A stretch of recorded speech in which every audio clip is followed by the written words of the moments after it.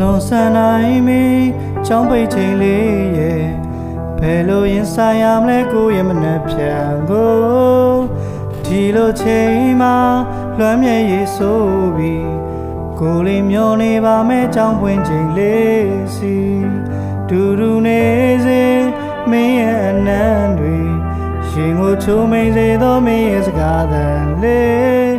သူလေးပဲစီပဲဝဲရောက်ရုတ်တရက်ခွေပြောက်ပြီးကိုလေးပြန်လာချိန်လေးဆောက်လို့မျောလင်းနေတတိယတိုင်းစာလေးရေပေါ်ချီရဲ့မင်းစာကိုမျောနေမှာပါလွမ်းဆွေများရင်ထဲမှာတိမ်ထားခဏတာပြန်လာမယ်ဒီချိန်မှာပြန်ဆုံတွေ့မယ်ဒီတနေ့ပြီးရင်ချောင်းဖွင့်ချိန်လေးမှာ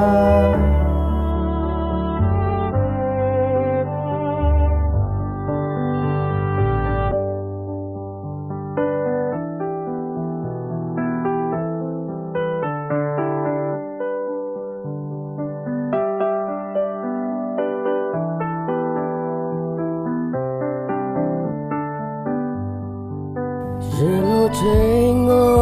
တန်တနေစေပါဒူဒူရှောင်းသွားဖို့တဲ့နေရများ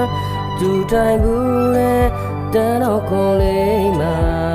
ဘိုးလေးတယောက်တည်းခုတော့ပူဆွေးနေချိန်တွေတိုင်းမဲ့စွန်းနေချေကွယ်နေနေလေးမြင်နိုင်မှာမလားငါရဲ့ဖြစ်ကိုလေသူလေးပဲစီပဲဝဲရှောင်းရုပ်ရက်ွယ်ပြောက်ပြီးနေလေးပြန်လာချိန်လေးဆောင်လို့မျောနေနေ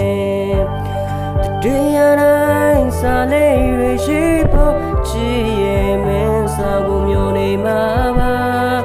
လွယ်ဆွေများရင်ထဲမှာတိတ်ခါခဏသာပြန်လာမယ်ဒီချိန်မှာ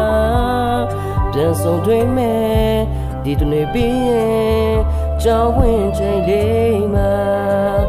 ပြန်ဆုံးတွေ့မယ်ဒီတနေ့ပြီးရင်